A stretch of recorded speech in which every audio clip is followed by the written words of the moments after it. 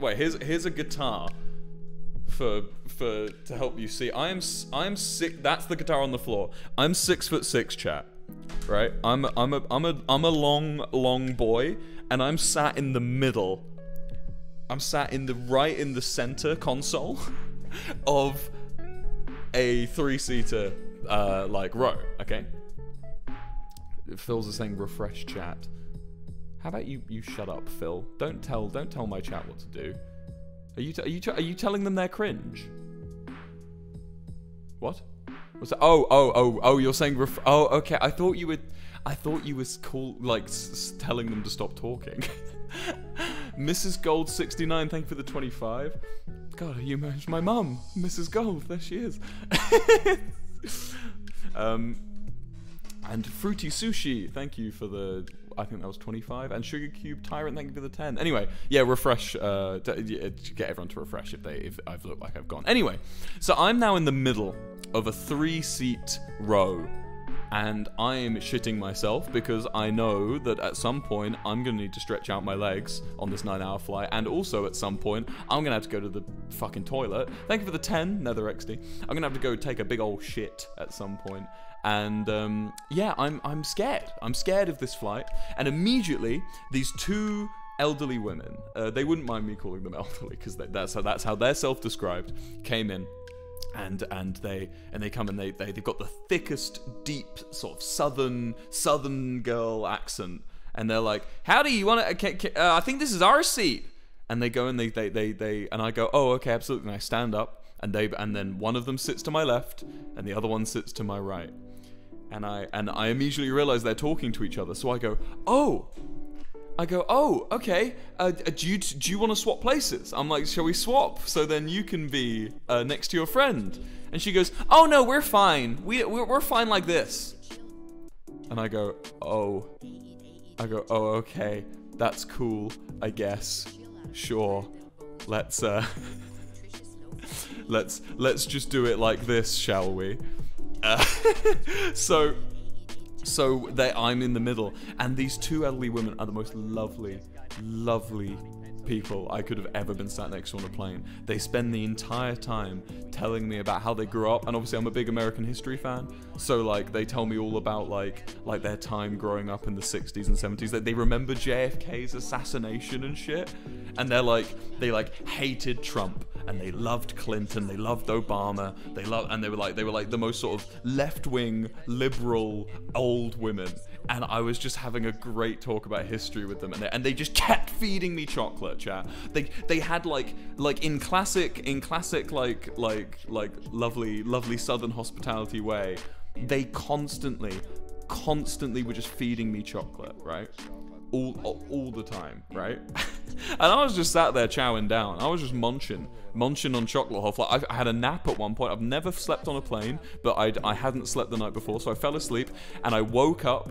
And as I woke up, I immediately had her leaning over and passing me candy. And I was just like, oh, good morning. And she was telling, it was absolutely, and as we were landing into Nashville, it was like middle of the afternoon in Nashville, and she was looking out the window and pointing out all the stuff, because she's always lived in Tennessee. She was telling me all about all the mountains and stuff. She was absolutely lovely. And yeah, it was great. It was great landing into Nashville. As I was getting off the plane, I added them to the guest list of the Nashville show, and they were totally fine with it. They were like, hell yeah. They were like, hell yeah, we'll come. I was like, really? And they're like, yeah, we'll come. Now, for those of you that haven't been to a Lovejoy gig, it gets kind of jumpy. It's not, I mean, it depends on the venue. Sometimes you guys are very chill and you stand there quietly. I love playing to that crowd as well. I want to add, I do really love energetic crowds that sing all the lyrics and dance and have their own banter with me. That's my favorite, but I do love playing to the quiet ones as well. I really love it when I show up to a gig and you guys are just like listening quietly and singing along to all the songs that you love. That it's all great to me. Either way is great to me, right? But I basically invite these elderly women to the show, and they're like, "Fuck yeah!" So I'm like, "Okay, sick." I get into Nashville. Nashville is crazy. It's so bustling. I was expecting it to be really deep south. I guess it's because it's the city though. It felt like surprisingly chill. Like later on, as I'll tell you about in the tour, I did go to the Deep South, and I did get to see how Southern America can get. But Nashville felt pretty progressive. Nashville was very cool, and it was quite trendy actually. And some of the boys went out on a night out in Nashville, and they went to like, I want to get your opinion on this, chat. If any of you are from the South, I need your opinion on this. They went to a honky-tonk bar, right? Now, sorry if you're not from the South or you're from Europe and you're like, what the fuck is he talking about right now? Just bear with me, right? I need to know this. If you're from the South, tell me about this. So, the band, Sans, all go to this honky-tonk, right? Wait, is that Pyro? Did you just... Was that Pyrocynical with 100 gifted subs? Why does it say 100 gifted Pyrocynical? Fucking hell, man. If that's true. Hey, man, how's it going? I watched your new video, and I was waiting with bated breath to see my cameo, and fucking hell, you put me fucking 3 hours in, you bastard. Fuck you. No, it was a great video. I really enjoyed it. It actually inspired my D&D campaign. I looked up the wiki for the game and read through loads of the missions. It was loads of inspiration for my D&D. Thank you for including me. If that is Pyrocynical, anyone can put any name they want, I think, on the gifted subs. But yeah, either way, we're at a honky-tonk. If you're from the South, listen up, because I need your opinion. For those of you that don't know, honky-tonk is like a bar where people go and they dance around, and there's like incredibly talented musicians all playing absolutely sick, like amazing country music. Like, they are just like the most talented motherfuckers you've ever seen, right? Like, it was kind of like, it was worrying knowing that we had to play a gig in the same city the next day, because I was like, oh god, if everyone in Nashville's a fucking incredible musician like this, we're fucked. Anyway, the boys all go, sans me, to a honky tonk, and it's like they're asking for recommendations, right? And at one point, Joe goes up and he's like, I want to do a recommendation. Joe's a massive Johnny Cash fan, right? He goes up and he says for the recommendation, he puts $5 in the cup and he says, can we get Ring of Fire? And the guy goes, yeah, you sure? And he goes, yes, I want Ring of Fire. And he goes, okay. And they start playing Ring of Fire, and everyone leaves the dance floor, right? And Joe is on his own, dancing on the dance floor. Everyone goes and sits down, and there's a woman across the bar, sits here like this.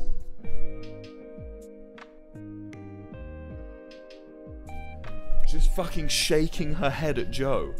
And we have conspiracy theories. We don't understand why this happened. If anyone's from the South, please explain why. Is it like a Johnny Cash thing? Joe came up with the conclusion that this might be like a cool country club, a country like bar, you know, for like cool, it's like for like law-abiding country music, and like Johnny Cash is like a criminal country or something. I don't know. It was weird. We tried to look it up. I'm from the South and I don't know. Probably because Johnny Cash is the most tourist thing. That's the thing. They were playing other mainstream country music. It was just they weren't playing Johnny Cash. So she's just a Karen. No, but they were all pissed off. Probably because he's British. Look, okay, you don't bring xenophobia in. I don't think they knew Joe was British. I'm from Nashville and I don't know. Okay. Is this some kind of conspiracy? Did we go to some weird honky-tonk where they hate Johnny Cash? What is that about? I don't think the Southerners like Johnny Cash. Oh, okay. Johnny Cash is overplayed, maybe too mainstream. See, that's what I was saying, but apparently no. Oh, thank you for the $20. Ocubler, thank you for the $20. Yeah, it's not respected. It's probably just because he's British. Okay, so I'm getting you're making me not like Nashville, guys. What the hell? I thought it was just friendliness. I thought it was just they were just like it was like criminal country. It was a word I heard thrown around. I don't know if that's a thing, but anyway. So we played the show in Nashville, and you'll never guess who fucking turns up. It's your girls, the two on the plane. They're fucking there. They're fucking there. At the end of the show, I say, look, I invited 2 people from the plane. If they're here, can you speak up? And I hear these 2 people at the back go, "Wah!" And it's fucking them. They came. Legends. Anyway. We couldn't stay in Nashville for long after that. So we hopped on the bus, which, by the way, the bus this time I much preferred. The bus is sick. Let me tell you about our crew, who I'm actually seeing in 2 days. Oh, for those of you that don't know, I'm flying out to Chicago. literally not tomorrow, the next day, on Monday. Oh, Tuesday, sorry. I'm flying out to Chicago for Lollapalooza. So, yeah. I don't really stop, chat. I'm sorry. But yeah, the American tour group, we have Ben, who does he's our tour manager. He is absolutely sick. He's so cool, and we were all I don't know if Ben even knew this, so apologies, Ben, if you're finding out this first time. We were all calling him Handsome Ben because he's just an incredibly handsome man. He's always wears these sleeveless shirts with these tattoos, and he's just always got this massive grin, and he's Wilbur stay-at-home challenge failed. Makes it sound like I'm on a house arrest. But yeah, Ben is sick, and he always does this thing where he'll like walk in, and the way he'll like try and get everyone's attention, he'll just go. And we love it, and he always goes, classic is this thing. Anyway, we had Ben, we had John, who's like this rugged rugged like West Coast, Northwest, Pacific West, Pacific Northwest, there we go, I got it in the end, Pacific Northwestern American, red-blooded. He loves nature and going on hikes, and he's all about preservation of American like the freedom to roam and go through the national parks and stuff. That's John. He's the sound guy. We have DD, who's the exact opposite end. He's East Coast. He's this absolutely lovely guy. He was my go-to for just opinions on the show, because no matter what, he would just come to me and be like, "Oh man, Wilbur, that note you held at the end of Sex Cells, brilliant." I'd be like, "Oh, Dee, thank you so much." We had Michael, the lighting guy, who, by the way, remember all these names, they're coming up. We had Michael, the lighting guy, who literally didn't say much to me the entire tour until right at the end, and I'll tell the story because it's very funny. But Michael was just based. He just got on with it and was just nice, and he just carried on and just vibed around. And then on the trumpets, Lou Hatev, thank you for the 5. On the trumpets, we had my boy Alan, who we all love and miss, and we're so excited to see in a couple of days. Alan is just great. There's no special unique quirk to Alan that I can tell you for like story reasons. Obviously there are unique quirks to Alan, but nothing that's like a story worth telling. The best thing about Alan is he's just so good at vibing out with us. He's such a good vibe, and he fits in with the band so well. We love Alan. You're going to hear a lot more about Alan going forward in the future. We don't want to lose Alan. If you're hearing that, Alan, ask for more money. Lumiescent Luna, I think, with the 5. Anyway, we hop on the bus, and I get the little special room with a desk, which is useful because we have to edit some sorry videos, which doesn't go very well. We very quickly learn, me and Elodie, that Elodie's there. I forgot to mention, Elodie is doing camera. Sylph Sagewing, thank you for the 10. Elodie is doing camera on the journey. She's there, and she's also editing the sorry videos. Anyway, we hop on the bus, and we head off to Atlanta, Georgia. And now, I've never been to Atlanta, Georgia. I've never been to Tennessee either. And I was very surprised to see how just huge it was. I was expecting like a bit of a city. No, this was a fucking metropolis. It's just loads of skyscrapers, and I was playing Shaky Knees Festival which feels like a fucking year ago, but it was only a month and a half ago. Yeah, we were playing. Sorry if I'm missing your gifted subs, by the way. I'm struggling to keep up. I'm suffering from success right now, but thank you. If you're sending gifted subs, Kasu Meekin, thank you for the 5. Anyway, we get to Atlanta, Georgia, and we basically we have a little walk around the festival, get to know it, and then we go off. We have to go to bed, and we wake up the next day to play this festival slot. We're playing 2 p.m. on main stage. We get out there, 3,500 people show up according to security, and I'm shitting myself because that's the most people I've ever performed for, right? I would like to add as well, I've got a spreadsheet of all of the shows that we've played, and that fucking spreadsheet I want to share because I'll share it after our final tour of this year, the Wake Up and It's Over tour. But currently, this year alone, we have sold 62,700 tickets. which is ridiculous. The fact that you guys have, that's more than the people who are watching this stream right now. That is, wait, is it? Yeah, that is 10,000 more. That is ridiculous, chat. To the idea that I could even sell 1,000 tickets, let alone 62 times that amount, and that we're not even finished yet. We've got like 20 more shows to go. I can't thank you enough, and that money all goes back into making our shows bigger and better, and we hope that next time we play a tour we can have a fucking massive screens and shit. You guys are amazing, and I'm trying to pay it forward as much as I can. I'm sorry, I'm just so busy. Anyway, we show up to this show. Also, that number I ascertain through Wilbertism. Thank you for the 5. That number I ascertain through asking security guards at festivals as well. So festivals, it's one of those ones where you can like walk in, you can like come and go as you please. I ask security guards after like, how many people do you think were there? And they're normally pretty good. And like the tour manager sometimes can help. That's how I figure out the numbers for those shows. Anyway, we play the show in Atlanta. We play a short show because it's our first time and we're very scared playing main stage in front of all these people that have shown up. And so we only play a short one. I think we only played, we had a 40-minute slot and we played 32 minutes. Like that's kind of a piss take, and I'm sorry. We should have played longer.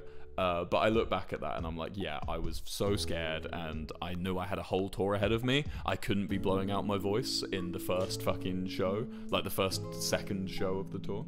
So yeah, we only did a short one that time, but it went really well. And I immediately, that's clickbait, fuck off. And I immediately got to then go and watch The Killers, the fucking Killers, one of my favorite bands of my life, like growing up, were playing on the exact same stage a couple hours after us. Brandon Flowers, the lead singer of The Killers, was stood right where I was stood a few hours earlier, singing into the same microphone stand that I was singing into. Brandon Flowers, I know you ain't here, you can't hear me, but bro, that was a fucking honor. I wish I could have met him afterwards. That would have been so great if I'd met him. And The Killers, they put on a great show. They played so long, they cut the audio on them because they were playing too long. So we had to sing the remainder of the songs for them. But yeah, that was cool. I got to see Muse play the next day. Muse were absolutely sick. Since seeing them live, I've found a newfound love for them. I've always loved their first 2 albums, and I never really enjoyed their later ones, like after Black Holes and Revelations. I never really got into them. Seeing them live though, they were incredible. Me and Ash were taking the piss out of them the whole time, but like unironically, they were really good. And it's found me a newfound appreciation. I've been listening to loads of Muse recently again. And the Front Bottoms. I met the Front Bottoms on that same day that I saw Muse, and the Front Bottoms were absolutely incredible. I think I was the only one in the crowd singing every single fucking word of their songs. And yeah, afterwards I managed to sneak backstage. I wasn't allowed back there, but I managed to pressure a security person to let me back there. And I caught Brandon Flowers backstage, and I was such a little fanboy. I went up to him and I obviously asked him if it was okay if he could have a chat, and he was like, yeah, absolutely. I told him I just played main stage and how much of a fan I was of him and like all of his work, and he immediately said, yeah man, thank you for singing all the lyrics. He was like pointing, he was like, yeah, great job, like I saw you. And I was like, by the way, for those of you that are going to shows, just know that if you know all the words to our songs and you're singing every single word, I see you. We can see you on stage, and we fucking love you. If you're in the crowd shouting every lyric back and dancing and really putting your all good, like sweating and throwing yourself around, man, we see you, and we're playing for you. We're playing to you. Something I did love, by the way, that I've never spoken about, was in France on the last tour. I don't know what it is about the French, but you guys are so intimate in shows. Like, I didn't feel like I was playing to you, like performing. I felt like I was performing with you. Like, I saw people in the crowd, like, turning and singing to their friends. That's fucking sick, man. I loved that. It felt like it was a party and I was invited. It felt like people were singing my lyrics to each other in the fucking crowd. They weren't singing at me, they were singing to each other. It was so sweet. I saw like couples dancing with each other. It felt like I was invited to a little party. Good job, France. You're the only people I've seen do that so far. Good job, France. That's your accolade from me. I'll never say anything nice about you again, so make the most of it. Yeah, so I do have a story though at Atlanta.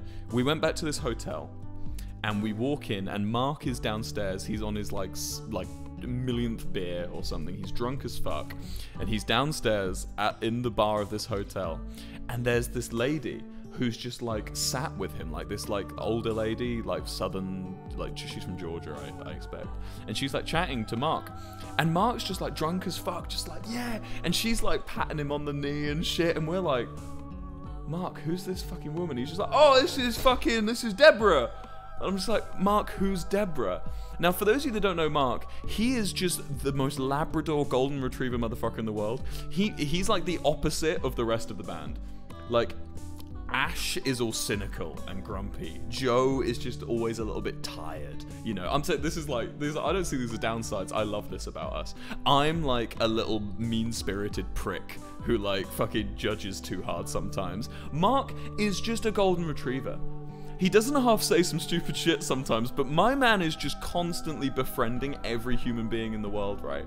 And this woman is just like fallen in love with Mark. And I'm not saying Mark's being like romantic or sexual with her, but he's just like made a new friend for life with this woman, right? And she's the bartender at this bar, and so she's just getting free drinks for Mark. So that's why Mark is completely drunk as fuck, is because she's just getting Mark as much drink as he wants. Constantly bringing him beer for free, I assume. I don't know if he paid, but so we're all sat down and we're all like having a laugh with this lady and Mark, and then this woman walks in and goes, "Is there a Mark in here?" And Mark goes, "Yep," and we're like, "What the fuck?" And she goes, "What did you do to my boyfriend's Tesla?" And Mark goes, "That Tesla was stained when I got there," and we're like, Who the fuck is who is this? And Mark's just like, hold on guys, I need to deal with this. We're like, Mark, what have you been doing? Like, where have you been? Like, we look away from Mark for 5 minutes and he's gotten a fucking enemy in Atlanta, Georgia. And she's going like, are you the Mark that fucked up my boyfriend's Tesla? And he's like, no, that Tesla was fucked before we got in. And she's like, really? Because that's not what he says. And Mark's like, no, for real, we didn't fuck it. And I'm there like, what? And I'm like, Mark, when did you get in a man's Tesla? Like, when did this happen? And he was like, oh, it was an Uber. And I'm like, okay, and who is that? And he's like, oh, I don't even know if it's the same person. And I'm like, and you're just talking to this person? And he's like, yeah, she came in looking for Mark. What do you mean she came in looking for Mark? What, like, did you not say like, oh, my name's Mark, but I don't know if you're talking to me? No, he just goes, yeah. He just goes, yeah, that's me. I'm Mark. I'm Mark who stayed in the Tesla. No, Mark, that's not how the world works. You don't... Anyway, turns out she wasn't even looking for that guy. She was looking for someone completely different, but Mark being Mark was just like, yeah, that's me. I stay in the Tesla. And we almost got in a fucking fight because Mark was just drunk and like, yeah, man. He was just like, yeah, man. That's how it goes. Fucking. Oh, anyway, we move on from Atlanta, Georgia, and we head off to Dallas, Texas. Oh, Dallas, Texas. That was a crazy show. It was boiling hot. And I needed some new clothes already because I'd only packed like 3 items of clothing for the entire tour because I'm a fucking idiot. And I was like, oh, I'll just buy some when I'm out there, not realizing how annoying that is to actually do in practice, go out and buy clothes in every city you go to. So, yeah, if you get lag, by the way, chat, it's okay. If you refresh, it should go. But anyway, we show up in Dallas. Dallas had probably one of the most exciting crowds for this leg so far. It was really fun. And I decided to go out and go thrift shopping, and I immediately found a shirt that said Kennedy for President. Come on, chat. I'm a presidential shirt guy. I love shirts with presidents on. And this one had Kennedy on it, and I'm in Dallas, Texas. It's a no-brainer. Oh, that was a bit of a faux pas. It's a no-brainer. It's a given. It's a given. That's better wording. It's a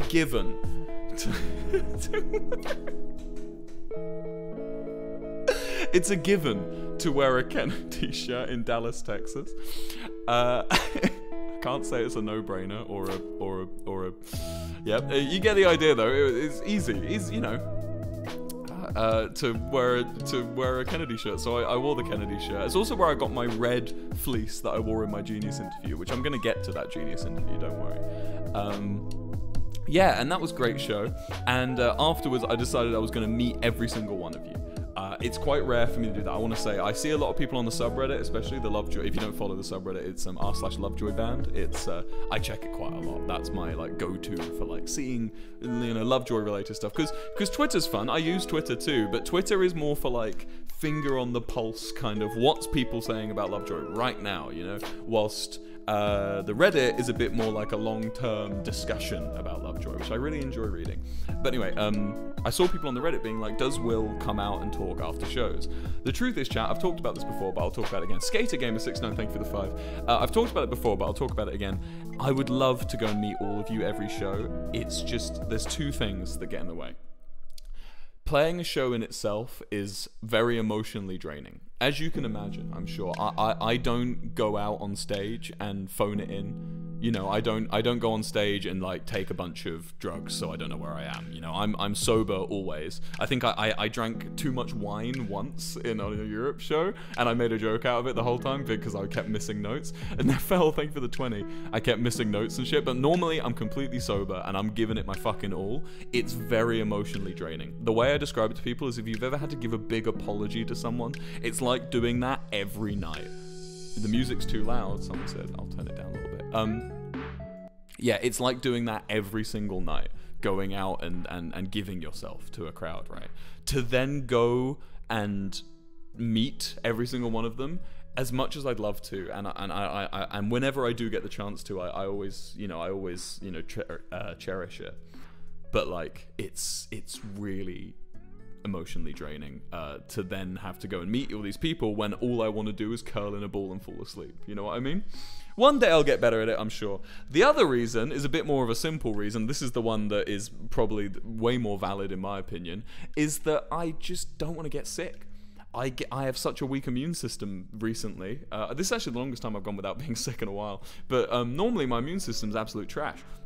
And going and meeting people after a show is just a fucking petri dish. I'm sure you're all very healthy, but for the one of two of you that are carrying something that you don't even know about, like you may not be feeling ill yet, I go and I shake your hand, I give you a hug, I take a picture with you, you breathe on me, I'm suddenly, that's the tour fucked.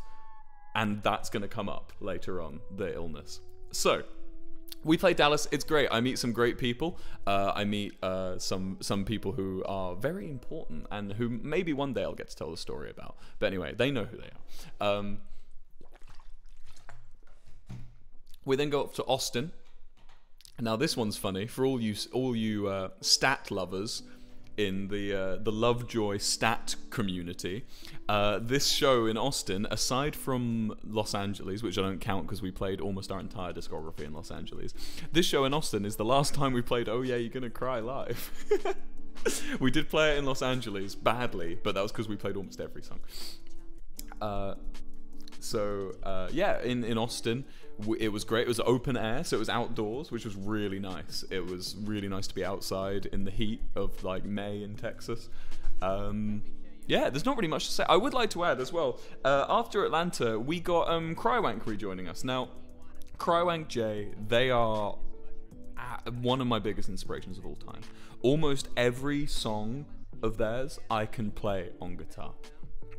Just like I just off by heart, to the point where they were trying to ask me to like prove it, and I did. I played so many Crywank songs for them like in person, and I was, even if I had the confidence, I never did get the confidence sadly, but I was going to go and perform a rendition of one of their songs live on stage with them.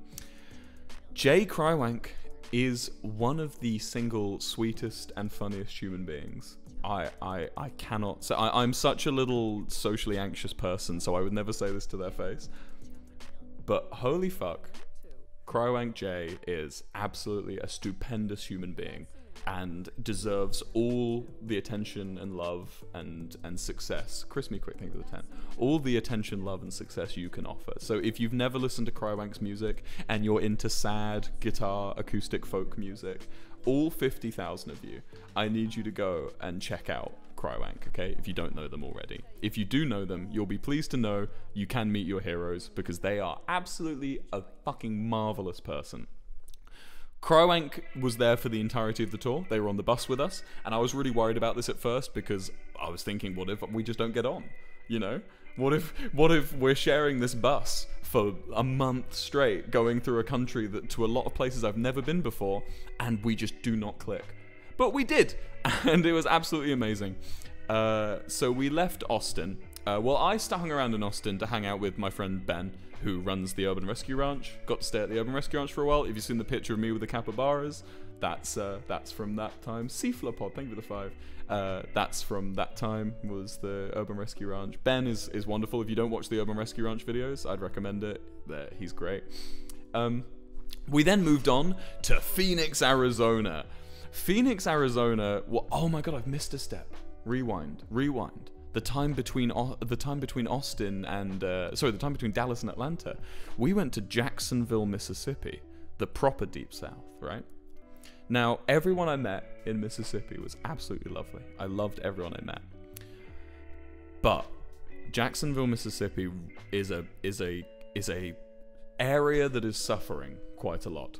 And it was quite scary as a British boy from, you know, I lived in East London for a bit, but aside from like some of the things I saw living around Stratford and Deptford and Lewisham, I've never really had to grapple with like an economic problem in a community, I guess.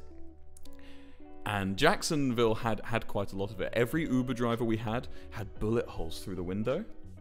There were more guns than I've ever seen. It was swelteringly hot, humid. Our hotel was full of cockroaches. It was a fascinating time, and there's a part of me that really wants to go back there and perform a show, just because I feel like that area is skipped over a lot.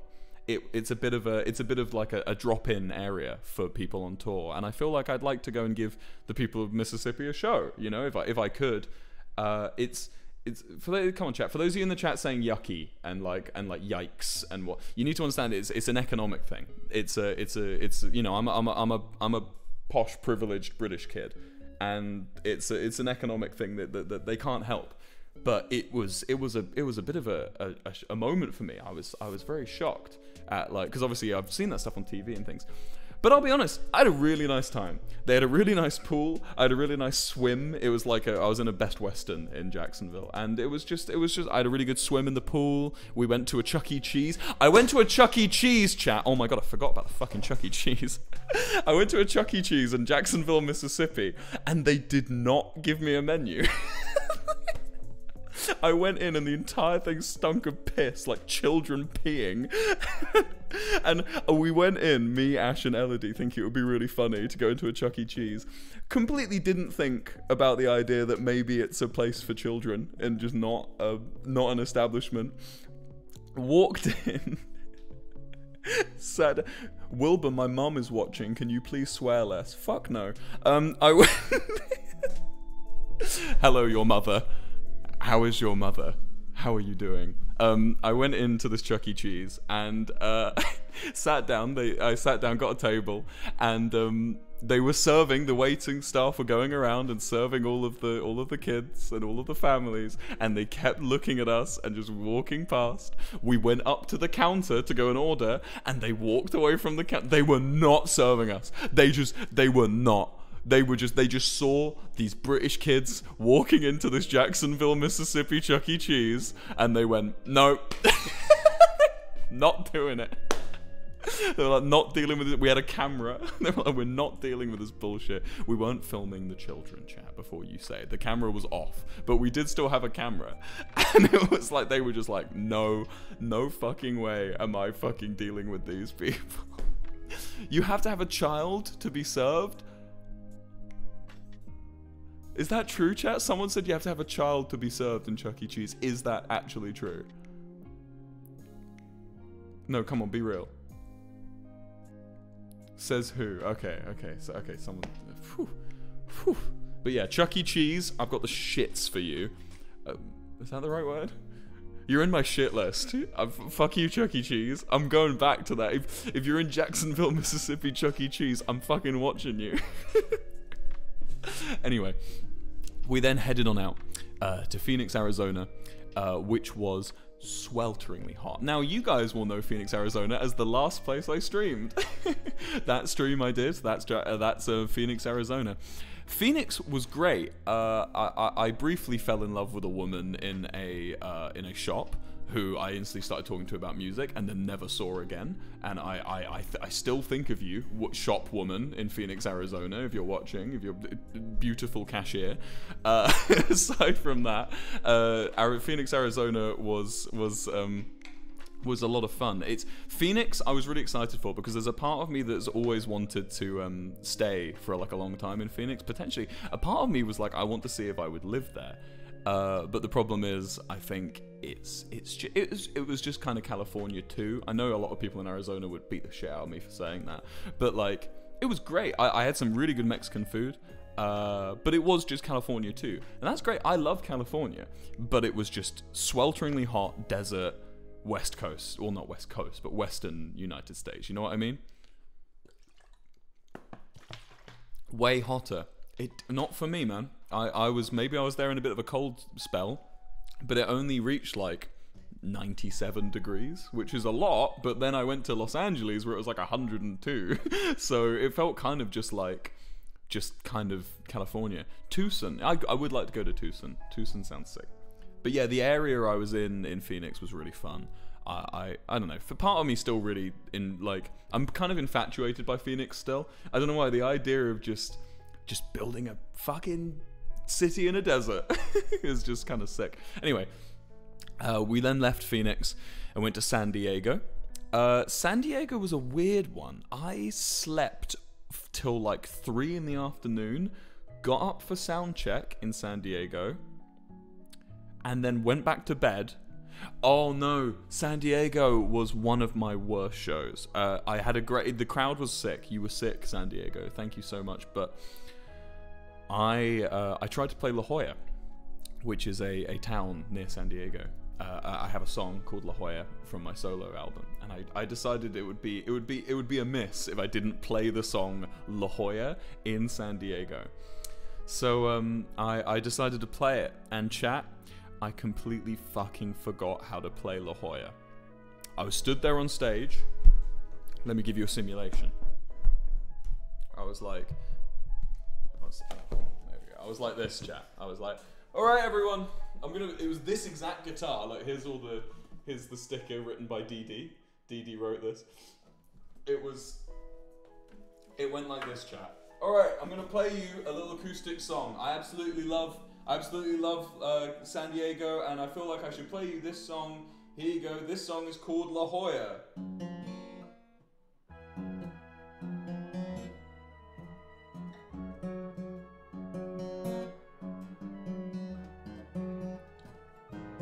And then I went, does anyone have the tabs on their phone?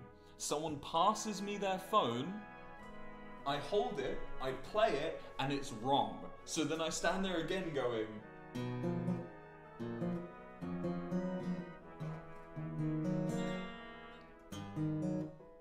oh.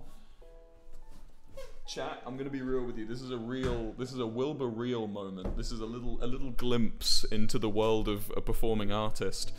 I had a massive panic attack after that show. I don't have them very often anymore, panic attacks. I used to suffer from them quite a lot growing up, but I had a proper full-on, couldn't be in the same room as people. It was like, how many people were at that show? That was 700, right? I went off the stage and I got in the lift, and the security were really nice. They let me through, and I just went and I laid down on the sofa and I just wished the ground would swallow me. Being stood there for like a solid 5 to 10 minutes, just completely fumbling. Like, it was like the length of 2 songs it took for me to finally give up and bring the band back on stage. And oh man, it sucked. It really sucked. It was the band were all very nice. They kind of left me alone during that period. But like, holy shit, man. After that, I didn't play any acoustic songs for a while on stage because I was nervous. I think the next time I did it was no, I think I did it in Los Angeles. I don't remember. I had to have some time off. But anyway, no time to panic, because then we went off to Los Angeles for my biggest show ever. Literally, it was 2,340 people, right? So ignoring it, like, so I don't count the festival numbers because they're a bit like hit and miss. People come and go at festivals, you know. So ignoring the festival, ignoring Shaky Knees, this was my biggest show. This was the whole band. We were all very nervous. It was at the Novo in Los Angeles. It was the highlight. It was like the peak moment of the tour for a lot of us. It wasn't our biggest show of the whole tour, but it was like, for us in our head, it was like that was like the first big one, right, for the tour. We get there, and it's a great stage, huge. There's like cameras everywhere. There's probably the majority of you who came to see us live and who are watching right now probably were at that show if you were at any show. Misty Lovejoy, thank you for the 10 gifted subs, great name. So we played, and it was by far our best show. I had all my friends there. It was, Quackity came, and he fucking loved it. It was spectacular. It was a really, really great night. And we had Ted there, Ted Niverson. He watched it, and he got to see Portrait of a Blank Slate live, which he would then be directing a music video for the next day. It was sick. It was absolutely spectacular. And I had a really good time, and we nailed it. I think if you want to watch back any Lovejoy shows, watch back the ones from the Novo in Los Angeles. We're pretty happy with that. We've had some better gigs for like performance-wise, but for like energy and like performance as well, it was pretty fucking good. And I would recommend to go and have a look at that if you're interested in seeing how we are live. Anyway, Los Angeles, I recorded my Genius interview. Now, I don't know how many of you have seen the Genius interview that I did for the song Call Me What You Like, but let's say, chat, I was a little bit hungover on... well, not hungover, but I was on a bit of a... my brain wasn't entirely there, is all I'm going to say. And I showed up in the California heat at about 9 a.m. to this studio, and they were all so lovely, the Genius crew. They walked me through, and I was unsure if I was going to be able to do it. I was having a bit of a brain moment, and I get through to the area we're filming, and there's a big yellow screen, and I'm like, oh fuck, this is it. I was like, this is the moment. I've seen so many Genius interviews. I'm now going to sit in this chair, and I'm going to have to do the thing. And I sit down, and I go, hi, I'm Wilbur, and this song's called Call Me What You Like. And I proceed to sit there going, and they're like, right, so can you give us the song? And they're expecting me to go, I never was a fan of the internet. Never felt as safe in my own head. But instead I go up and I go, I never was a fan of the internet. She never felt that safe in her own head.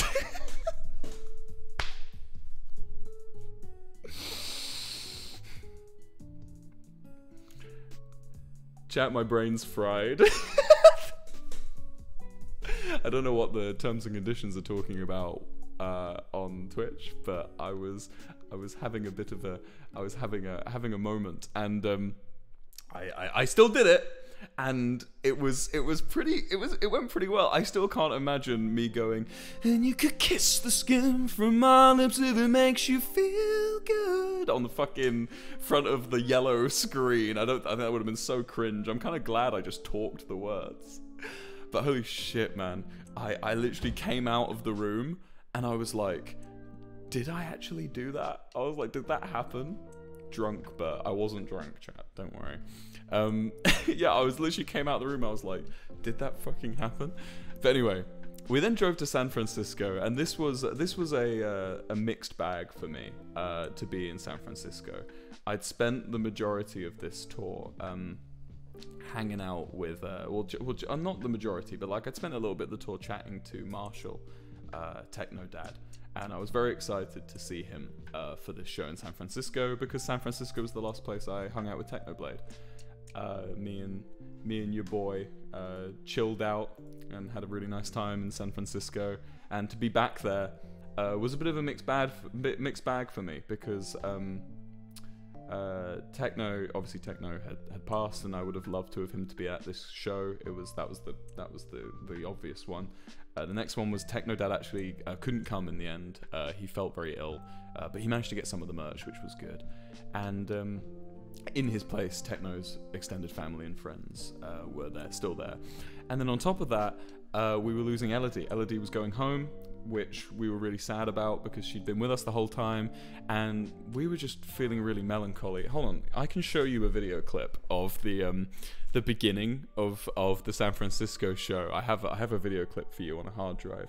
It's all of us fucking miserable, because it wasn't like miserable like we didn't want to play. We were so excited to play San Francisco, and Jay Crywank was in a great mood. He loves San Francisco, but all of us were just kind of like melancholic, because we were all in our own heads. Let me find you the video, hold on.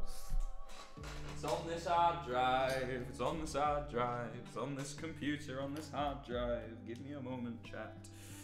Give me a moment, chat.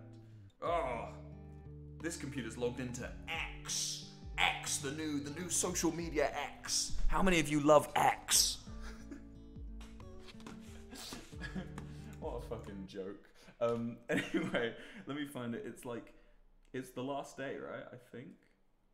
Just a cog in the machine. Okay, here we go. So I don't know how much of this you can see, friends, but here we go. This is just a cog in the machine. This is Joe warming up. Crisis in Clonkaminkus. Let me see if I can find you the clip of us all being miserable. That wasn't very miserable, I'm aware. We were having a bad time. Oh, here we go. It's the last day of being filmed by Elodie. She's leaving, even though we're going to carry on for another month. I'll be back for New York. Great. You're only gonna miss everything.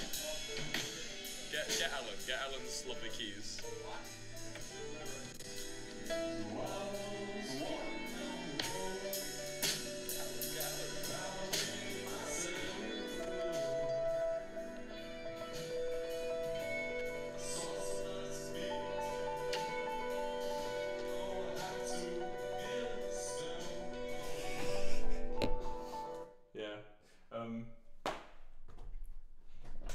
There's so much of that footage. One day we'll release it. We were saying how we kind of, for those of you that are watching that footage and thinking, wow, I want to watch all of that now. I will add, we aren't sure if/when we're going to release any of that footage. It's like, I don't know. It's kind of very personal to us, I guess, might be the wrong word. It's like, it's so, maybe one day if we release it, it'll be as a proper documentary. We'll like edit it properly, professionally and stuff. But it's, yeah, it's that footage is so like close to my heart. I'm glad I have it all. Anyway, we played San Francisco and it went really well. And Techno's mother baked us cookies and they were absolutely lovely. It was really nice. It was a really nice show in the end. We then drove up to Portland. Halfway to Portland, we visited Medford, Oregon. Which, by the way, I want to mention something. Americans, why do you all hate other places so much? Like, I can think of a couple places in England I hate. I hate Hull. Sorry if you're from Hull. I really didn't like Hull when I was there. The gig was fine. But there's like very few places in England and like the United Kingdom that I actively hate. Nottingham, I was called slurs quite a lot, but that's kind of it. That's kind of the only places I have a bad taste with, are Hull and Nottingham, right? But yet, in America, you all hate everywhere else, but like not even in a fun way. Like I take the piss out of Birmingham in a fun way. I don't hate Birmingham. I've had a pretty good time every time I've gone to Birmingham, but it's fun to take the piss out of it because that's just people from the black country are like that. They like taking the piss out of themselves, like Wolverhampton area and things. But it's like in America, you guys will genuinely genuinely hate each other. Like, when I was in Medford, I was talking to my Uber driver, I was like, I'm really excited to go to Portland. And he was like, don't fucking be. It fucking sucks there. It's just full of homeless people and people will mug you and you're gonna get shot. I was like, what the fuck? I go to fucking Portland and I'm like, I've just come from Medford. It was really nice. Everyone's like, oh, more like Methford. More like fucking Medford. A bunch of hillbillies, a bunch of hicks. I'm just like, what the? You are not joking, chat. I've had Uber drivers and people and like people in shops and just random people I've met in America genuinely vitriolically hate other parts of America with a fucking passion, and it's all politics. It's all down to fucking politics and demographics. Can you guys just get along, please? It's not the old white men. I saw someone say it's the old white men. It's not. It's all of you. Just get on. Just get along. Just figure it out. You know what I mean. You just all don't like each other. And like, I get it. When the policies of some of those places are trying to fuck you guys over, I get it. But it was just like so scary because I was always constantly imagining the next place I was going to be stabbed or like shot. I was told awful things about everywhere. Yeah, I mean, okay, I gotta tell you the story of this one in Austin. It was an Uber driver driving us from Waco, and I'm not going to give my opinion on this Uber driver because he was very political. He had a lot to say about politics, and I'm not here to start a political conversation. But I did have a political conversation with the gentleman in the car, and he was very different to my politics, quite absurdly in the other direction of my politics, which was quite fun to listen to at first. I was quite enjoying the conversation. I like hearing what people have to say about the other side, you know, why people think the way they do. This man didn't really have much to say, he just appeared to be a little bit intolerant as to why he was politically the other side. So I ended up putting my headphones in and stopping talking to him. But before I put my headphones in and stopped talking to him, he told me a fucking terrifying story. So he grew up in Louisiana. He was quite an elderly man, and he grew up in Louisiana. This is a trigger warning, by the way, for animal cruelty. So I would mute. I'm going to do this with my finger when you can unmute. Okay. So we were driving, and he starts talking to me about where he grew up in Louisiana, and he's saying, "Oh yeah, we have such a gator problem out there. We had a massive gator problem." And I'm like, "Really?" And he's like, "Yeah. I still remember. I went camping with my friend. This was 1960. We went camping with my friend." And I was taking a piss in the swamp, and he comes up to me and he goes, "Man, you're so brave pissing near all those gators, John." And I'm like, "What gators?" And he's like, "There," and he points, and there's just hundreds of gators in the swamp. And obviously me and Joe are like, "Oh, that's a great story. How funny. You almost got your dick bitten off by an alligator. That's a really funny story." And he goes, Yeah. And he goes, "So we decided we were going to stop. We were going to put an end to this. So I went down to the local pet shop and I adopted a kitty cat." And I went, "Okay." And he went, "And then I threw it in the swamp and I've tied a rope around it, and the minute an alligator got it, I pulled it, and I shot the alligator with a 12 gauge. Pardon moi? Pardon me? He was like, "Yeah, I shot it in the head with a 12 gauge, I cut open the alligator, and the kitty cat was still alive." What the fuck? I was just there like, "Oh, okay." And I literally said to him, "Why didn't you like go to a butcher or something and like just get some meat?" And he goes, "It wouldn't have been the same." What do you mean? What do you mean it wouldn't be the same? We're done. But holy fuck. Holy shit. Jesus. Anyway, moving on. Sorry about that. I just had to tell someone that story because I still don't believe it happened. Anyway, we then go to Portland, and it was fine. Portland was a really difficult gig. There was no air conditioning. There was no green room. The green room was a bench outside, out the back. There was no showers, so we had to go and book a hotel to get cleaned up and stuff. The food there was poor. It was probably the worst food I'd had on the trip was in Portland. But Portland itself was fun. I'm going to do the finger again. Wait, I need my glasses. Do the fucking... Actually, the cat going... That's me. Oh, it's the dog, right? Going... That's me, I'm the dog. Anyway, Portland was nice in itself, but I just didn't have a very great time. Anyway, we then approached Seattle. Chat, this is where I started to get really ill. Seattle, we arrive, and I'm, like, coughing up just chunks. I'm just having a really shit time. My body is on fucking lockdown. My body is, like, trying to fucking pump gunk out of every orifice. And I've got to go... Now, chat, I don't know how many of you sing, but I think you'll be aware that singing with phlegm is not a good idea. You want to get rid of the phlegm usually, and I have a big tube I blow into for a few hours, and that normally loosens all the gunk, and then I start warming up my voice after that. This was not loosening the gunk, and turns out we book a doctor. He comes in, he checks me out. Turns out I have acute laryngitis. Or a throat infection, simply, and I'm struggling to sing. So we're then given the option: do we cancel the shows?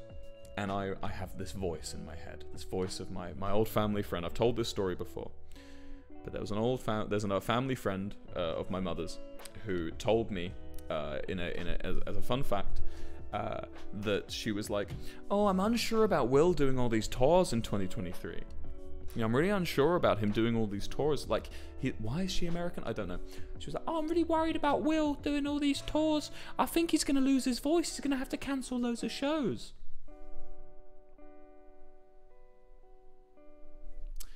I'm not letting her win.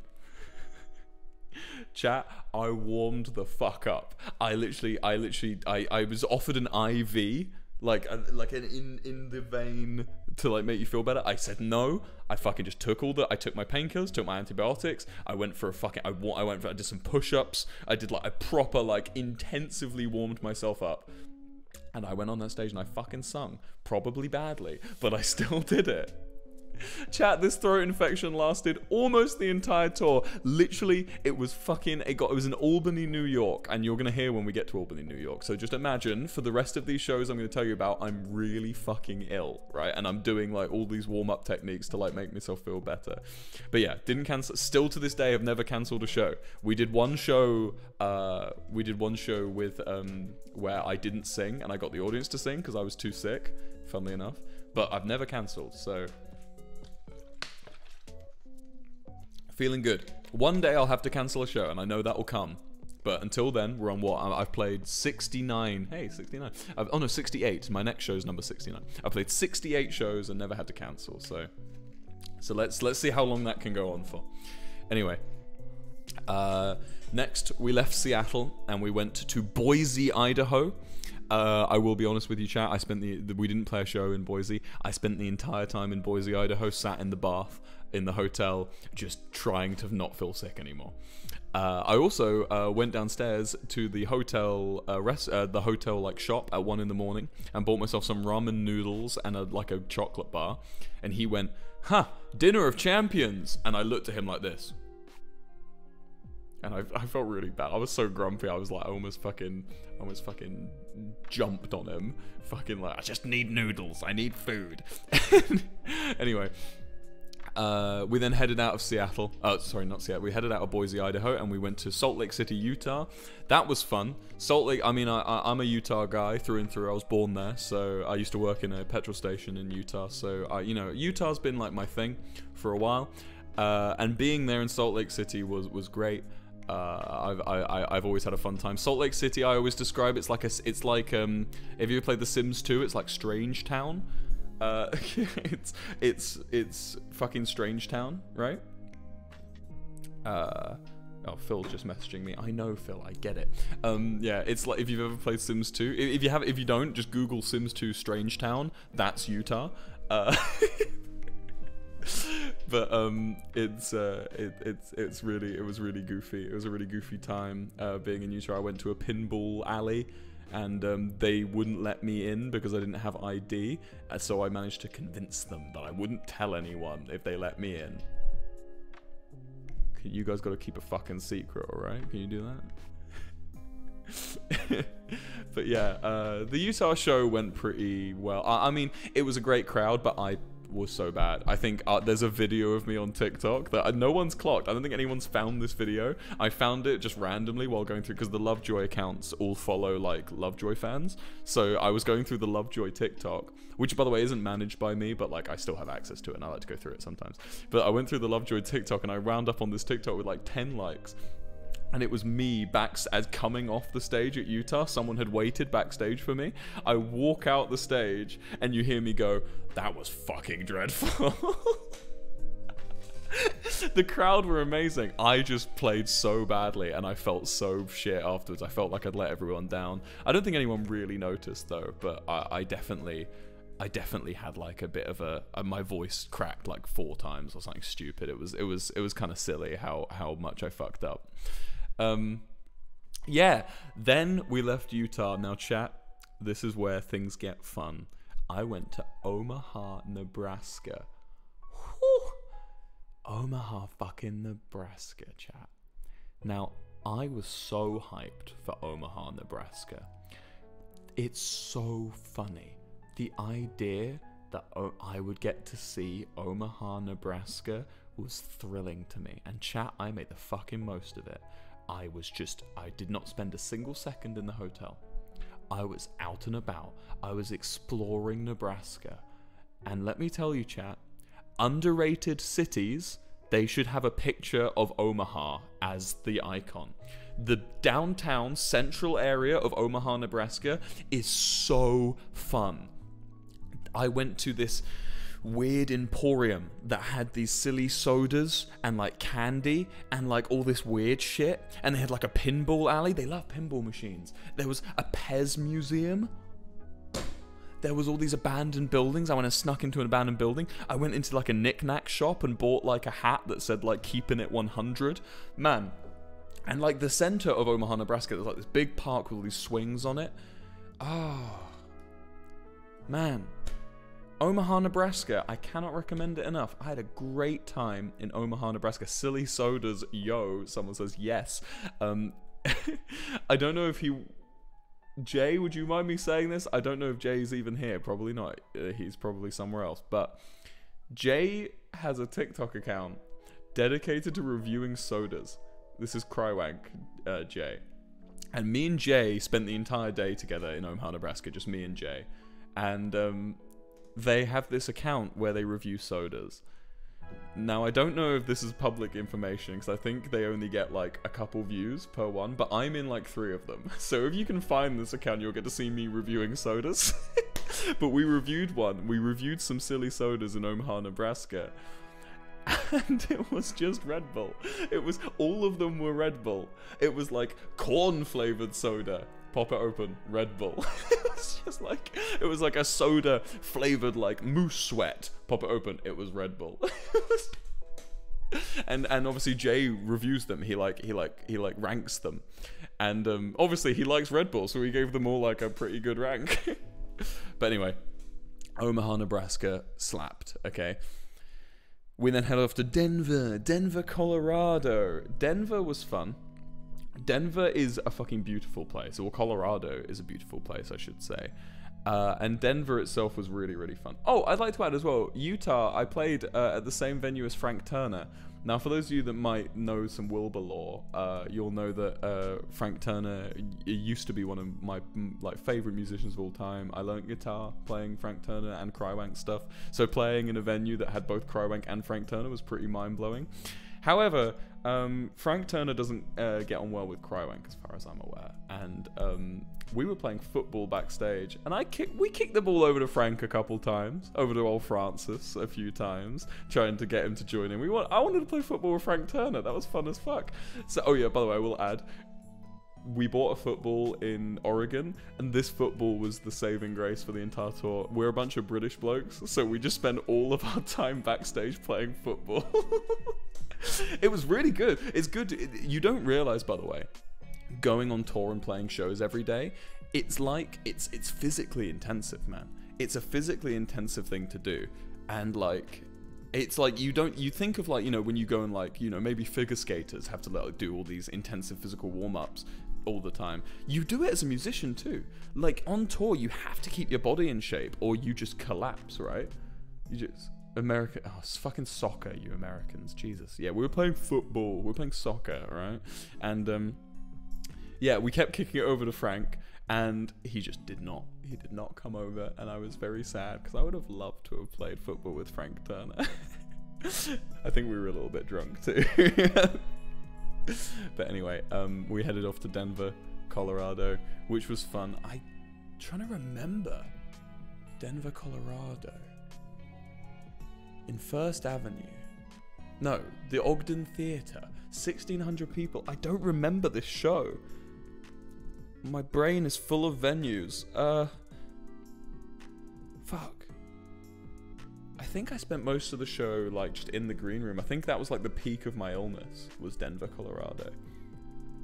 I think it was the peak. I think that was the peak of my illness. Anyway, we left Denver, Colorado, and we headed off to Minnesota. Head off to Minneapolis, Minnesota. We arrived there. That was a long journey, by the way. That was a long, long journey from Omaha, Nebraska to Minnesota, Minneapolis. That was fun. I had a good walk around Minnesota. Met up with an old friend, and we went for a walk around Minnesota. It's quite nice. It was very like big manor buildings, like wooden shingles and stuff. You know the vibe. You know the Minnesota type look. It was boiling hot though, and tell you what, that state is not made for the heat. Minnesota is a cold state, and having all that heat was unbearable, to say the least, at points. Essentially, we played the Minnesota show. It went pretty well. It was at that point I got given a limited edition Tamagotchi that I want to talk about at another time, because it's kind of a big deal, and I would like to talk about it in a separate stream, because this stream is not about Tamagotchis, and I have so much to say about it. We then head off to Milwaukee, Wisconsin, for our biggest show ever. Now this was scary. The Milwaukee show was scary. We were given the entire building to play with. We were basically given from the ground floor to the top. The ground floor being the venue, top floor was the roof. We had a green room halfway up. There was a catering area with a kitchen, and we could just walk in and ask for whatever the fuck we wanted, and they would cook it. It was fucking great. It was amazing. The fucking Wisconsin show was like, we were pampered in Wisconsin. And we played Milwaukee. You guys, there was a lot of you, and my god, were you rambunctious. I had shit thrown at me, which pissed me off a little bit. There's a funny clip of me having something thrown on my head while I'm tuning, and I just grab it and drop kick it into the crowd and give them the finger. Yeah, don't throw shit at my head. You can throw stuff on stage, just don't throw stuff at me. That's how you get me kicking it straight back at you. And maybe potentially getting thrown out. But yeah, we played the Milwaukee show, and that was incredible. After the show, I got paparazzi. There was a fucking massive crowd of people trying to paparazzis and people trying to take photos of me after the show. That was surreal. That was a bit of a famous moment I wasn't used to. That felt weird. I'm just a weird British boy, and now I had like all these cameras pointed at me. That was surreal. Yeah, it was fun though. It was really good. Then I went to Detroit. Detroit was fun. That was just in Michigan. We went all the way up and around. I didn't spend too much time walking around Detroit, but when I did, I went and got some really good food, and then we played a show. At this point, I know I'm sort of running out of things to say at this point. I'll be honest with you. My illness was reaching its end, and I was just exhausted. Like, I was dying. It was like so tiring at this point in the tour. I pick up my energy a bit later, but that point in Michigan at Detroit was like I just want to sleep all day. Finished the show in Detroit. Oh my god, I do remember Detroit. I had a diva moment. I look back, I'm still a bit cringed out by it, but we weren't told there were going to be camera crew at this show. And I'd just woken up. It was like midday, and I'd just woken up, and I was in such a bad mood, and I didn't know there was gonna be camera crew. So I went on stage in shorts, commando. So I was just like, no underwear, shorts on, fucking a stained shirt, no socks or shoes, just barefoot on this stage. and we were doing a sound check, so we had to just basically, I thought sound check's fine. I've done sound check in pajamas before. I've done sound check lying down. So like in my head I was thinking I'm just gonna go on and just sing some songs. There's fucking 12 camera crew there, and I'm just there in a fucking stained shirt, shorts, barefoot, and I'm like, what the fuck are you doing? And they're like, we're just warming up. And I'm like, well, go away. I don't want cameras on me while I'm doing the sound check. And they're like, oh no, we're not filming, we're just warming up. And I was like, bear in mind, we've paid for these camera crew, like, so it's on us, like, it's our fault. But like, I'm just, I don't know, I look back and I regret it. I'm sorry if you were one of the camera operators in that Detroit show. I was a dickhead. I'm just like, I spend the entire time just jokingly, like, I'm like, when it goes to sing my lyrics, I'm going so they can't get any footage. I'm having a proper Kurt Cobain at MTV type moment. I felt kind of bad looking back on it, but like at the same time, when they were like, we're not filming, we're just warming up, and then I saw the little light blink on their camera, I was like, fuck you, stop filming my feet.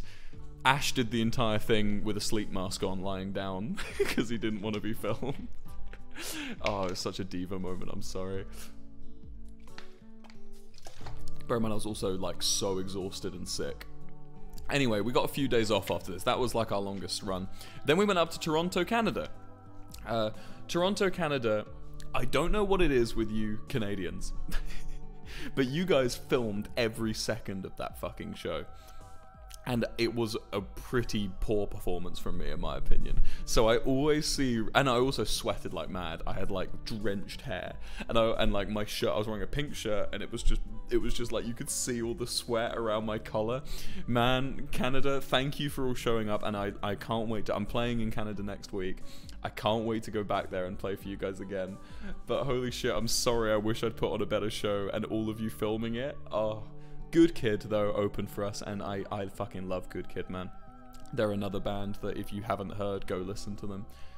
Good Kid opened for us, and they were spectacular, and I'm glad at least they put on a good show if we failed to. We then went off to Albany, New York. This one was a crazy one, Albany, New York. It was like it was a hotel on just an empty street with a bunch of closed down shops. And I just went for an explore. I walked up and down this street the entire way, and it was fucking strange. It was such a weird journey. It was such a weird time. And I remember Mark ordered this pizza, and it was possibly the worst pizza I've ever seen. And we proceeded to eat it in the lobby of the hotel. And I didn't realize this, but there was someone in the lobby of the hotel who had been playing Roblox all day. She was like maybe mid-40s, like an older woman, like not like old, but like sort of, you know, over 30s. And she was just playing Roblox all day, and she was on Discord in the hotel lobby on one of the like public computers. I don't know how long she'd been there, but I was just eating Mark's pizza and just watching this woman play Roblox. It's a really core memory, and I don't know why. But she was just typing to people on, she was like alt-tabbing to type to people on Discord and then back on Roblox. And I don't know what, I've never played Roblox, I'll be real. I played it once with Quackity, but I haven't played it beyond that. So sorry that I can't tell you what she was doing on Roblox, but she was like jumping across platforms and things, and she had like a sexy female model on there and things. I don't know, a curvy Roblox girl was on there, and I was just like, oh, okay.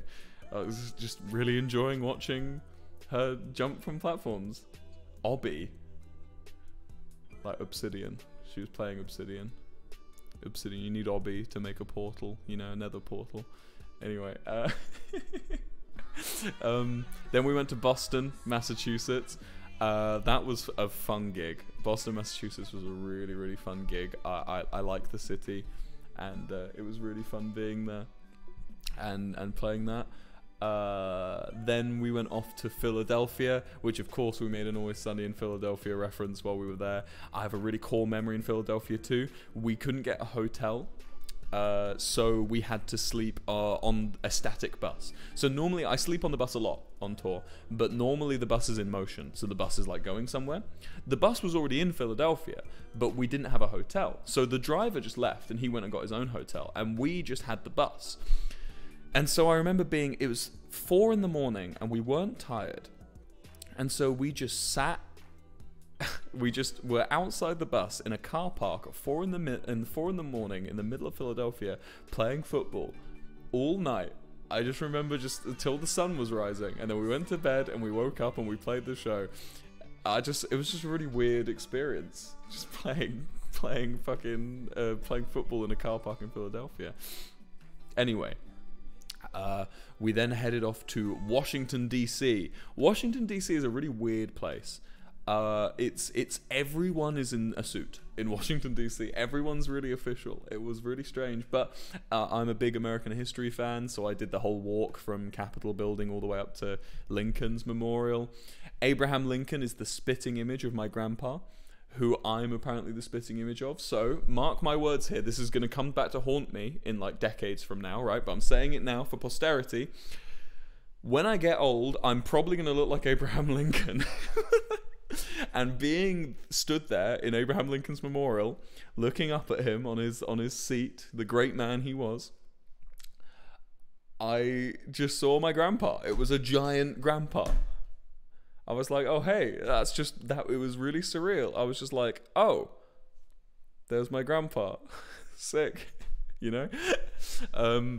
Yeah, so we played DC, and then it was time for our final show. Well, DC was our technical final show, and that was a great experience. It was loads of people. It was like 1,200, I think, and it was really nice. It was a really nice ending to the thing. I got to play Privately Owned Spiral Galaxy with Crywank live, which was amazing, because if you've ever been a fan of the Wilbur ARG, you'll know how significant Privately Owned Spiral Galaxy is for me. Anyway, it's just started raining. I know you guys can't hear it, but this is just really, really good vibes right now out my window. So then we went to New York and we played Governor's Ball. And there's not really much to say about Governor's Ball. I got to it was a fun fact. Here we go. I may as well talk about some celebrity occurrences. Backstage at Governor's Ball, I was just like doing my warm-ups, and in walks, bear in mind, we were on really early. In walks at like really early in the morning, this I assume K-pop group. My apologies, it's not. I don't know much about them, but it was aespa, Aespa. I don't know if that's K-pop. I'm sorry if it's not. But they wandered in to the backstage, and they immediately started warming up. And I shit you not, we were backstage for literal hours and hours and hours and hours, like just sitting and just eating fucking hot dogs and drinking alcohol and not warming up. And they spent the entire time dancing. They were like getting sweaty, just going crazy. And I was just there like, fuck, that's a work ethic. Like this group were just like doing all these K-pop, I assume K-pop, sorry if it's not. They were doing these dance moves. They are a K-pop group, someone just said. Okay, well either way, they were just like doing these dance moves all fucking day. And they were incredible. And they were just for hours and hours and hours and hours. And I was just there like, how do you do that? How do you fucking do that? And they were on after us, so they had more time. They assumed while we were playing the shows, they were still warming up. Yeah, it is K-pop. Okay, yeah, they were doing these K-pop moves, and I was just like, holy shit, that is impressive. I've never seen it in person, and yeah, that was that was pretty mental. Yeah. Then we got interviewed by MTV, and then we went home. We went home from America. Rule 5, no K-pop. Jesus, you guys have a better memory than me. Oh my god, I've just talked at you for an hour and a fucking half, and I don't think I'm done yet. I think I can keep going. I'm so hungry though, chat. There are two options here. I can eat food and keep talking, or I can end stream and just fucking chill out and eat. I've got more to tell. I want to talk about QSMP anyway. I am coming back to the QSMP very, very soon. I'm excited to join it. I want to extend my love again to Big Q. Quackity is a real one, and the fact that he's been so patient for me while I've literally spent 3 months not streaming on his server, and he's just been so chill about it and just so cool, and there's been no like quotas or anything. He's just been a really cool guy. I've never really had to deal with quotas. I wouldn't have, you know, been a part of a server that had quotas anyway. But like with QSMP, it's kind of expected that you'll put in quite a lot of effort, and I just feel like I haven't been putting in the effort that other streamers have been. And for the fact that he's been so cool about it and so chill, and he still accepts me.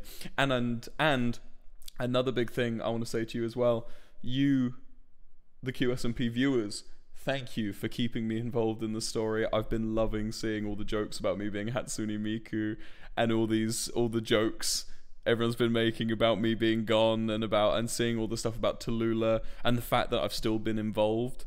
Man, there's not many communities you can disappear for 3 months and have the community still be there for you and excited to talk about you and have a part of you. And I'm gonna pay it back. I know I always say that. I finish touring properly October 1st. That's when I'm done. I play another show, I believe, in October after that. But I'm back in Brighton, and I'm locked down. I'm solid. I'm back home.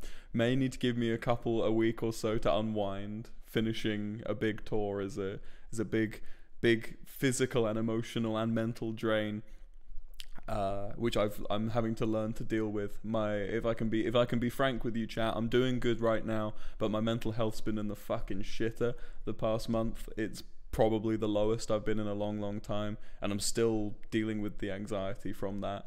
And it's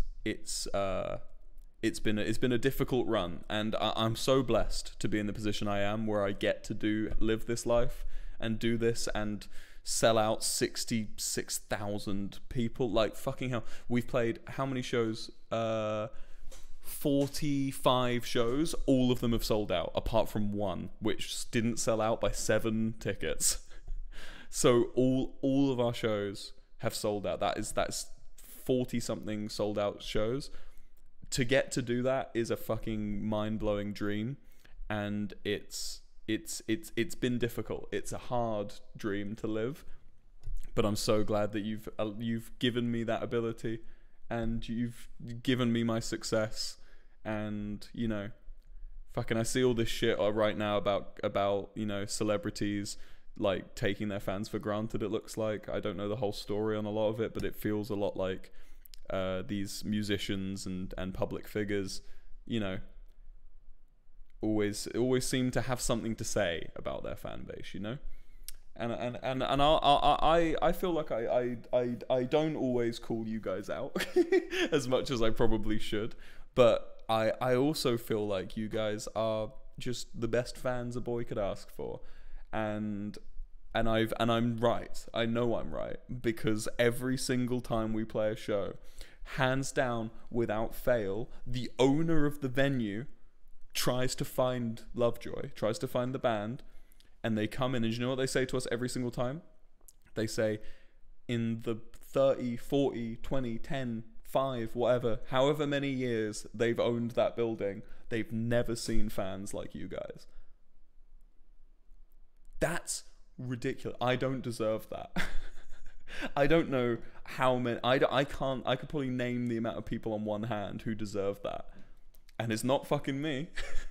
But thank you, and I'm so honored, and I feel like I can share with you guys because how close I feel like I am to you guys, and how, you know, not parasocially, but, you know, there's different levels of love. You know, there's the love I have for my friends. There's the love you can have for your family, for you know, a loved one, a romantic partner. You know, there's love you can have for everyone. You can have love for a group of people. You can have love for an idea, and you can have love for a fan base and what a fan base gives to you. And it is different from a romantic love or a friend love or a family love, but it is still love, and the world needs more of it. So I do love you guys, genuinely. Thank you so much for everything you do for me.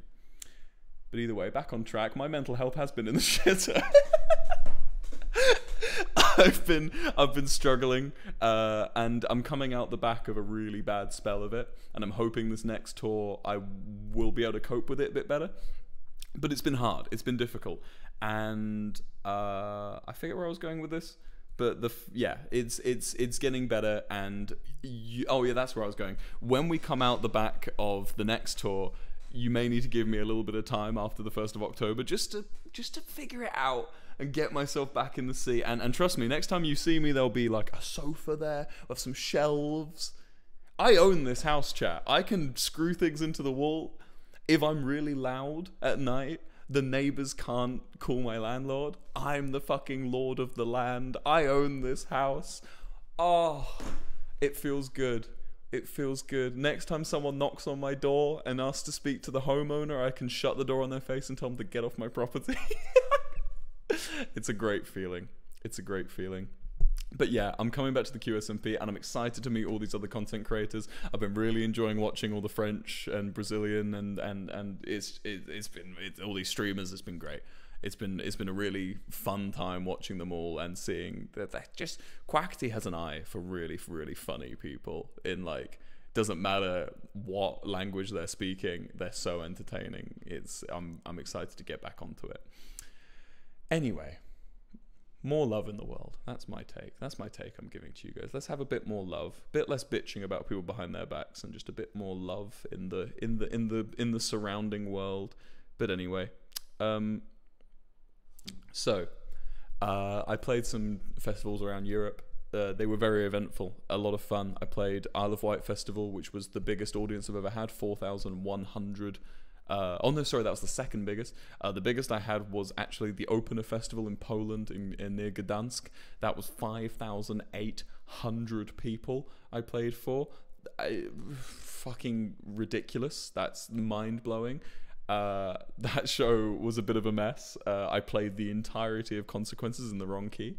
But it was still fun, and I loved meeting all you afterwards, and I got to see the Arctic Monkeys play afterwards, which I've never seen the Arctic Monkeys live, and I'm sure there's a million videos of me screaming my heart out to these shows. And then I went to Belgium, and chat, I need to mention it because I see you in the chat talking about it over and over again. It was the last day of Rock Vector in Belgium, and it was just 2 bands left to play. Lovejoy and the Arctic Monkeys were the last 2 bands to play at Rock Vector. And I'm backstage, and you'll never guess who I see, who I bump into. It's fucking Alex Turner. Who, I don't know how many of you know, Alex Turner is, in my opinion, one of the best lyricists of our generation. I think of the 21st century, we're going to look back on the history of the 21st century, and Alex Turner will go down as one of the best lyricists. I know all the lyrics to every Arctic Monkeys album. Maybe not all of Suck It and See, but I can do all of The Car, all of Tranquility Base, all of Whatever People Say, all of Humbug, all of Favorite Worst Nightmare, all of AM, most of the B-sides even. Being able to then see him in the flesh was like... There's not many celebrities I want to go and get a picture with, you know? There's a few like personal celebrities, like celebrities in my heart who I want to get a photo with. But there's not many celebrities that I would, if I saw them walking in the street, I'd go up to them and be like, hey, get me a picture, you know? Like if I saw fucking Rishi Sunak on the street, I wouldn't go up and ask him for a photo. I'd maybe take a picture of him, which is kind of a problematic thing, because I'd want to say, look, I saw the fucking Prime Minister. But like, I wouldn't go up and take a picture with him. Whilst Alex Turner is one of those people, I think if I saw him walking on the street, I'd stop whatever I was doing. I'd need to go and like speak to him, which is, I don't know, you probably wouldn't want that, but you know. Yeah, the story is, I saw him, and the courtesy is with, when you meet other artists backstage at shows. So I've met a few really quite great artists who I could bore you all talking about all the wonderful people, all the wonderful musicians I've met backstage at these shows. But Alex Turner, the courtesy is they normally have security with them if they're as big as Alex Turner is. Like Matty Healy has security with him all the time and stuff. I saw him with his security, and the trick is you look at the security, you give him a little nod. Just to be like, hey, is it all right if I can approach? That's what it means. The security sort of gestured me. I went up to Alex and I went, my friend Alex, we're on first name basis. I went up to him and I went, "Hey man, is it alright if we can have a photo?" And he goes, "Mm-hmm." And I go, "Cool." And I go, I'm like, "You're like one of my biggest inspirations. I'm a huge fan. I've been a fan since I can remember, and you've been a huge inspiration on Lovejoy, and it's an absolute pleasure to meet you." And he goes, and I take the picture, and he goes to walk away, and I go to take another picture, and he goes and comes back, not realizing I wanted a second one, which felt really cringe for me. I felt really bad. And I took the second picture, and I went, "Oh, that's perfect, thank you." And he goes and walks up, did not say a word to me. But he was very nice, and he was very polite to give his time to take a picture with me. And yeah, there you go. That's the story of how I met Alex Turner. It's not that fascinating, but it was a moment for me. I collapsed on the ground in a ball when he'd left, which was funny. And then I proceeded to play Rock Werchter, which was a really, really good gig. We all played really well. And I'll tell you now, like, fucking, I think it's because I was blessed by Alex Turner. Because ever since Rock Werchter, we've had really good shows. We played Glasgow Transmit, which ironically was probably the worst show we played after that, and even that went pretty well. Then we played Montreux Jazz Festival, which was scary because no one knew who we were. There was like maybe 20 people at the front out of the 2,000 who knew who we were, and it was just like playing to a bunch of older men. And then it was then we went to Marseille, Jardin Sonore, and there was again not really anyone who knew us. I would like to say Jardin Sonore is probably lost media. I don't think anyone filmed it, right? The one in Marseille or near Marseille. Probably the best show I've ever done. Genuinely probably the best show I've ever played was Jardin Sonore. And holy shit, I wish I could show it to you, because but I don't think anyone filmed it. It was such a good show, and we played so well, and I feel like I really played the crowd, and I did some great there were some vocal moments I'm so proud of. We cannot look at it where it's just gone. No, I don't think anyone filmed it, because there was barely any Lovejoy fans. I think there were like 2 or 3. And like one of those Lovejoy fans was like the mum of one of the people helping run the festival, or well, like the daughter, sorry, of someone helping run the festival. So it was like, yeah, that's just gone forever. We'll never see it. Someone might have it. If you were there at Jardin Sonore, just, let me know. Then we played Lollapalooza, and now I'm here. Oh, then we filmed Sorry. Possibly one of my favorite Sorry videos was filmed in this one, which I can't spoil for you. But let me just say, I play a guy called Brad. And when you guys meet Brad, I think you're going to make a lot of fan cams about Brad. Because Brad is one of my proudest work of a character. He's so comfortable in his skin, Brad. And he's got so much artistic energy, Brad. And he's a troubled soul. He's had a rough life. But when you meet Brad, I think he might be my best persona. I think Brad might be the greatest persona. I don't know when you're going to see the video. I think it's coming out in like 9 Sorry videos away. But it's the best persona. Artistic or autistic? Artistic, I think. I don't know. We'll have to do a deep dive on Brad. Look into his brain. Find out what makes him tick, But yeah. You guys are going to love Brad. Someone in the chat said, "Who is Brad? I wasn't listening." Should I repeat it all again for that one person that was? Watch it back on the VOD, on the video on demand, you bitch. I'm sorry. I didn't mean to call you a bitch. I apologize, you dickhead. I'm in The Sims 4. They put there's so much to talk about, chat. I don't know if I can cover it all. I'm gonna forget, and then I'll talk about it next time as well. I'm in The Sims 4. I'm gonna make a TikTok soon when I can pull my finger out that is gonna be all about how I recorded the Sims 4 thing in Simlish. Let me just say, there's a woman in a cabin in the woods in Canada that writes all the Simlish, and yeah. If EA weren't charging 30 quid for the fucking expansion pack with us in, I'm joking. I haven't played it. I'm sure it's very worth it. I need to play it, actually. They gave us download codes, which I'm really excited for. But yeah, Call Me What You Like is in The Sims 4 if you want to go and check it out. I've actually been playing The Sims 4. I actually downloaded it. I wanted to play The Sims 2 Open for Business. I don't know how many of you are Sims 2 fans. I'm a massive Sims 2 fan. I love The Sims 3 too. The Sims 3 is like The Sims 2 if it was made out of paper. The Sims 3 is like, imagine... Okay, wait, let me explain that better. The Sims 3 is The Sims 2 if it was imagined in the dreams of a Sims 2 fan, but it was made out of tissue paper. So like Sims 2 is like a really solid game. It's really structurally sound. It makes a lot of sense. It works really well. It's really cohesive, but it's limited. It's obviously because of when it was released. The Sims 3 is a huge open world. It's like everything, it improves on everything from The Sims 2 did. However, it's just like, it crashes. The Sims 3, it just feels like you zoom out, it just lags. The frame rate drops, it crashes all the time. Sims 4, so far, I've never played The Sims 4 until literally last week. I've got it. It's because I wanted to play The Sims 2 Open for Business, but The Sims 2, you can't buy The Sims 2, and I've lost access to my EA account that has The Sims 2 Complete Collection, so I can't play it, and the only way to get it is to download a bunch of fucking cracks and patches, and I'm too stupid. I'm too stupid, chat. I need Phil to come over to my house and install The Sims 2 for me. But either way, I bought The Sims 4 because The Sims 4 has Get to Work, which is like Open for Business, but for The Sims 4. Chat, I'm disappointed. It's just not the same as The Sims 2 Open for Business. It's not the same, chat. It's not the same. Sims 4 Get to Work. Do you know what it misses? I wanted to make a guy, right? Here was my idea for The Sims 4. Right? I was like, right, every time I make a new sim, I come up with a little story for them. Right?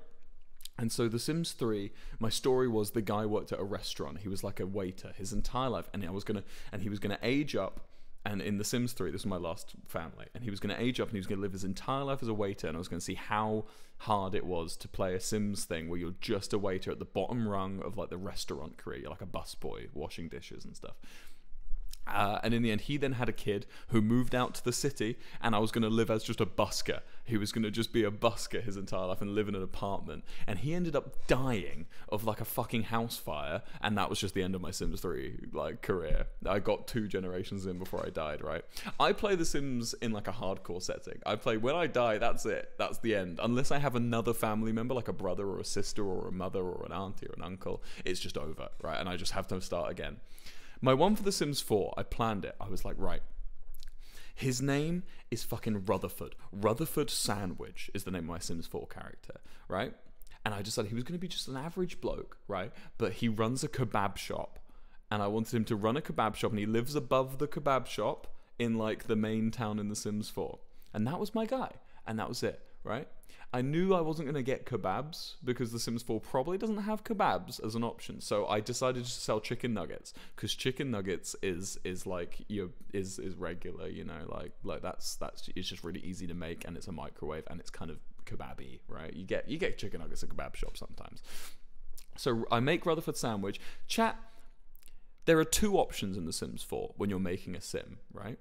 You either make an incredibly attractive guy, an incredibly gorgeous woman, or like a hideous deformed creature with one eye over here and one eye over here. There is no in between. They're either the most beautiful human beings you've ever seen in your life, or they're a grotesque like horror of nature lumbering around with like giant eyes and like a nose coming out like in front of them. Like, that's The Sims 4, right? Which disappointed me, because I wanted to just make a random average guy, like a guy who you'd see on the street and go, yeah, that's a guy, you know? It's just a bloke. That's what I wanted, that kind of guy, but I couldn't do it. So he's kind of a little fuck boy, Rutherford. He's kind of a hottie, right? But that's okay, because he runs a kebab shop, and I was like, right, his mood, I'm gonna make his personality, he's gonna be a dickhead. Sims 3, the traits I'd give him would be like inappropriate, slob, like friendly, I'd give him kind of, I don't know, what else would I give him? I'd give him kind of like neurotic. I'd give him neurotic for sure, and I need like a 5th one. I'd probably give him like natural cook, all right, just so he enjoys what he's doing a bit. Sims 4, you don't get any of that shit. The traits in The Sims 4, holy shit, they are just like so simple. They're so watered down. The closest I could get was I made him like a workaholic, slob who, like, I don't know, it was just like they had very little in the way of options for traits. I was kind of Sims 4, I was disappointed until I got into the game and I used the like, by the way, chat, I know I said I was going to go, but I love talking about The Sims. I could talk about The Sims all day. I love the fucking building in The Sims 4. Holy shit, they got that shit down to a fucking T. But yeah, he made chicken nuggets and he sold them. And I'm going to be honest with you, chat, it just wasn't the same as Open for Business. I'm going to have to start a new Sims 4, but like not doing get to work. I'll just make a family and just see how it goes. Make a guy and see how it goes. I always start with a random like bloke. I'll be honest with you, chat, I always just make a random guy. I never make families, and I never make women. I always make a guy. That's how I start. And then if they have a daughter, I'll play as them. But like, I don't know why. Maybe it's internalized patriarchy. Who knows? But either way, chat, I'm gonna go and order a Subway, and then sleep.